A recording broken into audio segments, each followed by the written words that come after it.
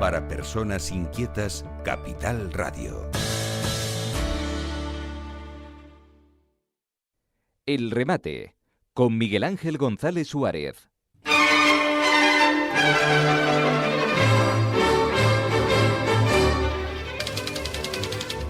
Bueno, ya está aquí en el estudio número 2 de la 10 Capital Radio el coordinador de la Alianza de Vecinos en Canarias, que es un lujo tenerlo aquí porque siempre los temas que nos trae son de máxima actualidad y nosotros nos adelantamos en los temas normalmente 2 semanas antes a que los medios de comunicación tradicionales lo publiquen, periódicos, radios, televisiones.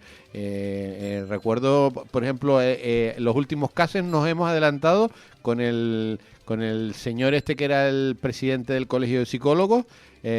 Contamos la historia de este señor 2 semanas antes que la contaran todos los periódicos, pero bueno. Abel Román, buenos días. Muy buenos días y un saludo cordial a todos los vecinos.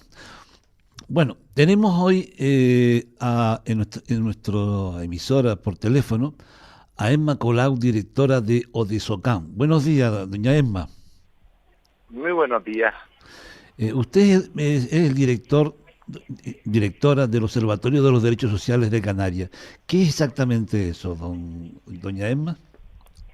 Pues estamos hablando de un órgano que se crea el año pasado, el 19 de octubre, con la finalidad de fiscalizar, de evaluar, valorar el cumplimiento de los derechos sociales de la ciudadanía, de toda Canarias. Cuando hablamos de derechos sociales, hablamos de servicios sociales, hablamos de vivienda, de empleo, de educación, de cultura, hablamos de todas aquellas áreas y derechos que intervienen sobre la vida de cada una de las personas que viven en Canarias.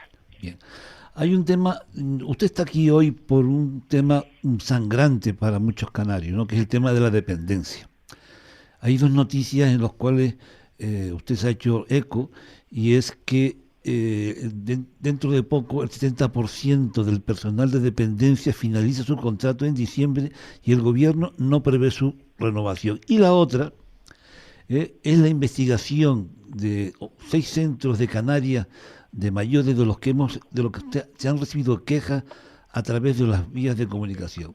Antes que nada, porque yo no sé si usted estará de acuerdo, pero ahora los términos se cambian a cada momento y tienen un lío bárbaro. Exactamente, ¿cuál es la definición de una persona dependiente? Una persona en situación de dependencia, tal y como reconoce la norma, es aquella que pueda tener necesidades de cuidados derivadas de distintas realidades. Entre ellas se encuentran por una situación de discapacidad. Aquí hay que recalcar que no todas las personas que tienen discapacidad están en una situación de dependencia, algunas sí, y por eso sí que de alguna manera comparten, ¿no?, esa realidad y se acogen muchas veces al reconocimiento del derecho a la dependencia. Hablamos de demencias, entre ellas se encuentra el Alzheimer, demencias por cuerpos de Lewy, hablamos de deterioros cognitivos, ¿no? Entonces, estas son las situaciones más habituales para reconocer cuando hablamos de situaciones de dependencia, ¿no?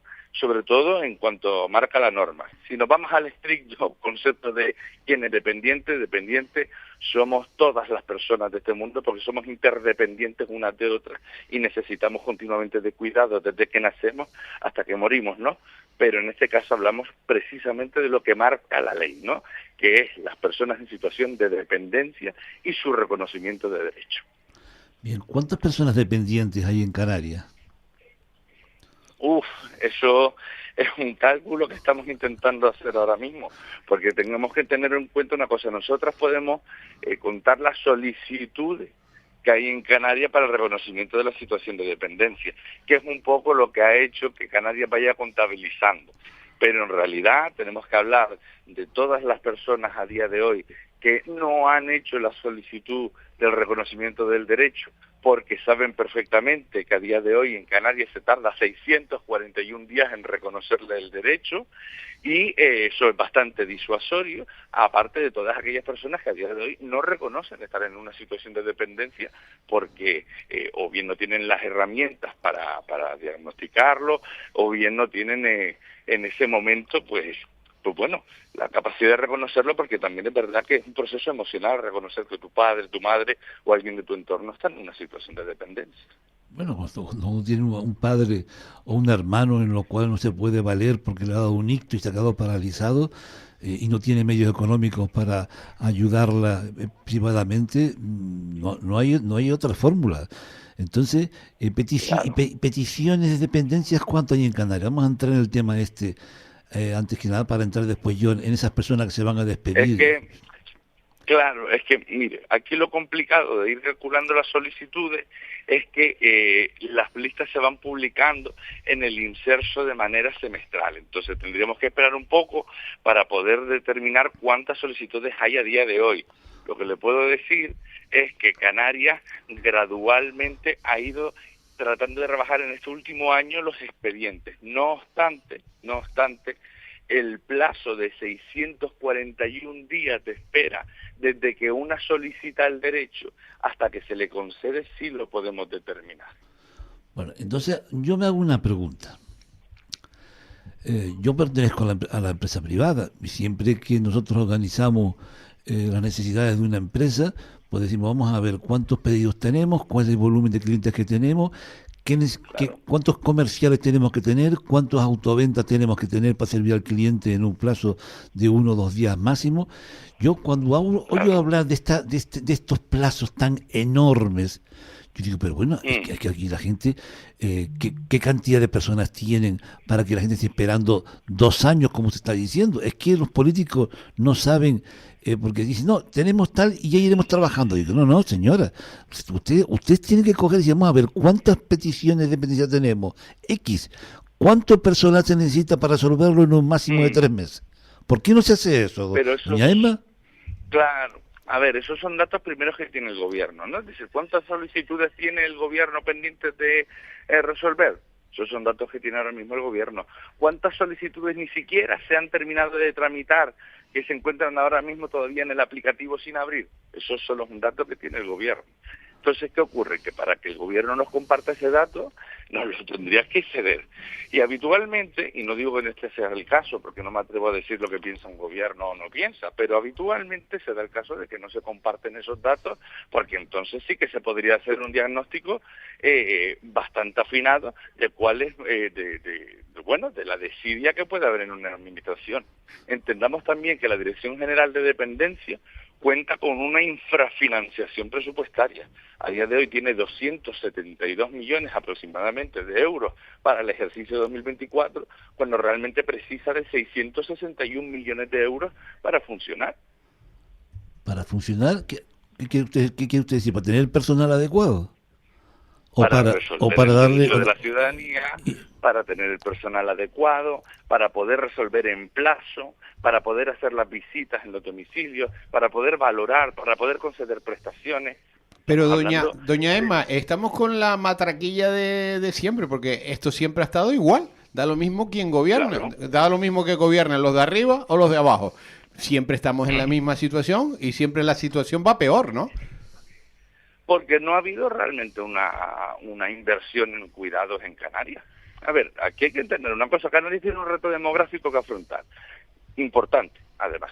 Canarias tiene una necesidad de cuidados cada día más intensa. Canarias tiene cada vez más suelo para construir plazas residenciales. Canarias es la segunda comunidad autónoma por la cola en financiación de políticas sociales. Canarias es la tercera y cuarta comunidad autónoma de todo el Estado, respectivamente, en consumo de hipnosedantes y antidepresivos por el fracaso de las políticas sociales. Canarias es una de las comunidades autónomas con la mayor cesta de la compra de todo el Estado. Canarias es una de las comunidades autónomas con mayor brecha de acceso a la vivienda. Canarias es una de las comunidades autónomas con las menores de los salarios de todo el Estado. Y, sin embargo, cuando se trata de cuidados, todavía seguimos pensando que es una mala idea invertir en la dependencia y en las necesidades de cuidado de la gente. Es una incongruencia absoluta y yo estoy de acuerdo. Pero esto no quiere decir, y es verdad que me gustaría decir esto, que no nos dejemos llevar por el desánimo. Si Canarias mañana decidiera, o en los presupuestos de este año, que es el 31 de octubre cuando se publican, decidiera que merece la pena invertir en dependencia, nosotras en 8 años podremos revertir estas situaciones. Pero 8 años, doña Emma, 8 años. Sí, en 8 años. Hombre, tenemos que entender que son 2 legislaturas de lo que hablamos, 8 años en los que no quiere decir que durante 8 años no cambia nada si se financia. Va cambiando, pero gradualmente. Pero para resolver una lista de espera de 641 días, tener unos servicios públicos de calidad en términos de dependencia, no tener una segunda lista de espera, porque a día de hoy lo que pasa es que a ti te resuelven el derecho, pero cuando te resuelven el derecho dicen, bueno, es verdad, tienes el reconocimiento del derecho, tú tienes un grado de dependencia, tienes derecho a esto, pero como no hay plaza, vas a tener que estar en la lista de espera hasta que tengas la plaza residencial, por ejemplo. Ya. Pues eso es no reconocer el derecho a la gente. Pero de Se todas lo maneras, reconoce lo que está contando usted es una utopía, ¿no? Porque ahora estoy leyendo aquí, nos deben 157 millones solamente para atender a los menores migrantes, que estamos poniendo ese dinero de otras partidas, estamos moviendo el dinero de unos lados a otros y realmente para los canarios poco hacemos. Hombre, a mí me gustaría poner una cosa en cuestión. Vamos a ver. Canarias tiene un presupuesto de 14.000 millones de euros. 14.000 en 2025 va a tener millones de euros. O sea, creo que yo no me pondría a hacer cálculos de la infrafinanciación. Yo me pondría a hacer cálculos sobre a dónde va el dinero. Ajá. Y no creo que el problema de Canarias sean esos 150 millones. Esto es un ejemplo, ¿no? Es un ejemplo. Doña Claro, Emma, pero hay otras partidas donde ocupa el 3,4% de todo el presupuesto, que es como, por ejemplo, los asesores que tiene a día de hoy Presidencia. Sí, pero los asesores los ha tenido el otro y el de la moto. Todos han tenido asesores. Sí, yo hablo de Presidencia, Sí. no hablo de qué Presidencia. Sí. Y a todo esto, doña Emma, sale la noticia que la cual ustedes la han desarrollado, que ahora el personal de dependencia, el 60% finaliza su contrato y el gobierno no prevé su renovación. ¿Qué efectos puede tener esto en la lista de espera de que estamos hablando? Pues un efecto importante, porque imagínese, durante 7 meses no se podrá reconocer el derecho de la ciudadanía. 7 meses. 210 días más de espera a la ya holgada lista de espera de la dependencia, que son 641 días para su reconocimiento. O sea, estamos hablando de bastante tiempo. Además, tengamos en cuenta, se despide al personal porque acaba el 31 de diciembre, ¿no? Vale, se despide a ese personal y durante 5 meses hay unos procesos que hay que llevar, unos informes preceptivos. Entonces, ¿qué ocurre? Que la burocratización de esa prórroga, de esa necesidad de modificación para llegar otra vez a renovar ese contrato, va a llevar que la gente asuma la responsabilidad, la carga del peso de la responsabilidad de lo que no ha hecho la administración. Y eso es un problema. Vamos a ver, ¿y por qué no lo renovamos por el método de urgencia debido a la alarma social que hay a este respecto? Eso es lo que solicitamos. Y sinceramente no le puedo responder a esa pregunta porque desconocemos por qué no se ha hecho. Bien, vamos. Hay otro tema que también nos preocupa mucho y tenemos muchas quejas por parte de los vecinos, sobre todo que tienen padres mayores.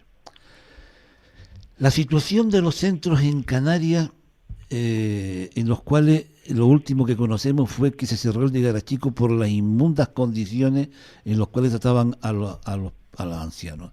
¿Nos puede usted explicar qué está pasando en las residencias para ancianos de Canarias y cuáles son esas deficiencias a las cuales se someten a nuestros ancianos? Lo que está ocurriendo es que hay una infradotación de los recursos de las residencias en general en Canarias, y esto tampoco sorprende a nadie. La gente creo que ya conoce el relato de las residencias, y hablar de relato de las residencias y saber a lo que nos referimos cuando hablamos de lo negativo que es, creo que es algo que hiere el alma de la gente. A día de hoy lo que hay es infradotación de personal, infradotación en las infraestructuras, infradotación presupuestaria, incumplimiento de las normativas, incumplimiento de las condiciones higiénico-sanitarias, incumplimiento de los derechos de las personas residentes, incumplimiento de los planes y servicios de atención. Hablamos de una cantidad de incumplimientos inasumibles para los cuidados de personas que sostuvieron el sistema público durante toda su vida hasta ahora, que están esperando que se les devuelva el esfuerzo. ¿Puede detallar estos incumplimientos en detalle? Porque a mí cuando me lo contaron, por ejemplo, amarraban a los ancianos en las camas, ¿no?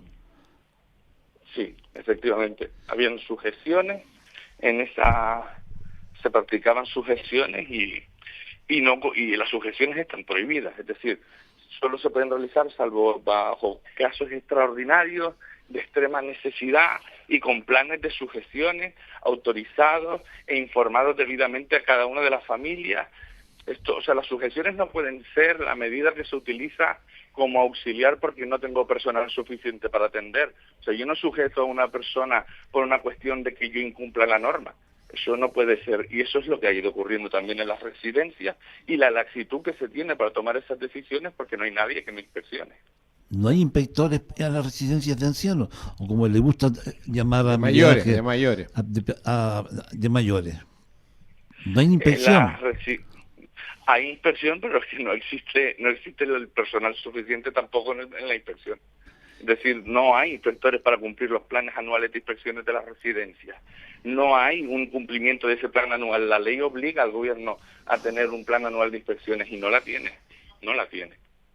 Y después, ¿cómo se las apañan para bañar y darle limpieza a esos mayores si no hay el personal suficiente? Supongo yo tenía a mi madre cuando estaba la pobre María incapacitada. Nosotros, la solución que tuvimos fue irnos a vivir con ella para cuidarla, y constantemente estábamos duchándola todos los días, poniéndole sus cremitas para que no se le hicieran llagas y tal, pero si eso no se hace de una manera periódica y de calidad, las llagas son espantosas en los pobres cuerpos de los ancianos, de las personas mayores. ¿Eso también está pasando? Sí, eso está.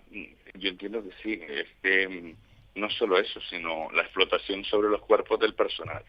Cuando tú tienes a una persona para cuidar una radio que duplica la que debería cuidar y la que debería poder atender, no solo llega con menos capacidad a atender a todas esas personas, sino que además pues lo hace de manera precaria. Y eso es también lo que está ocurriendo. O sea, entender que esto está afectando a todas las partes, a las profesionales que se desviven por atender y llegar a todas, a las personas que están ahí recibiendo de manera prioritaria y directa, ¿no? A las personas que están en esos entornos familiares que no pueden permitirse otra cosa que un mal servicio, Estamos hablando de un efecto en cadena perverso que podría solventarse invirtiendo en los cuidados de la gente. Y con el tema de la alimentación, otro tanto de lo mismo, ¿no? Si no hay medios económicos, la alimentación debe ser penosa. Claro, es que una puede ser buena gestora, pero tú no puedes gestionarla nada. Claro. Mire, una cosa, ustedes también se encargan de la vivienda, ¿no? Sí. ¿Qué descripción hace usted del tema de la vivienda? Porque yo en mi vida profesional, yo dentro de poco me voy a jubilar, he sido intermediario inmobiliario, comercial, etcétera, ¿no? Y en el año 2017 se hacían 27.000 viviendas al año aquí en Canarias. ¿Por qué no se hacen viviendas de protección oficial sabiendo la urgencia y la alarma social que hay, provocando un drama social enorme? Usted que está metido en el ajo de todo esto. Pues porque no se hacen esas viviendas porque hay una cuestión de no planificación. De no planificación de lo que son las estrategias y de las necesidades de la vivienda en Canarias. Hay una brecha de acceso en la vivienda brutal, hay una falta de planificación del suelo. Para hablar de vivienda hay que hablar de suelo, hay que hablar de reservar territorio, hay que hablar de dinero, de presupuesto, hay que hablar de planificación incluso a nivel legislativa, hay que hablar de prioridades. Hay que hablar de hacer un trabajo organizado y centrado en las necesidades de la gente. Si usted me preguntara ahora, ¿se está realizando? Los resultados, no le voy a dar mi opinión personal, pero sí le puedo decir que los resultados apuntan a que no. Y después hay otro tema que ahonda en el problema, ¿no? Que me decía un constructor el otro día. Dice, mira, a ver, yo no me meto a hacer viviendas. ¿Por qué? Digo, mira, si compro un terreno, pido una hipoteca para hacer un edificio y después para que me den el permiso me tardan 4 años, me arruino. Entonces, ¿qué está pasando con el tema de la burocracia administrativa, que todo el mundo lo sabe y nadie hace nada, y el ayuntamiento es un tapón enorme?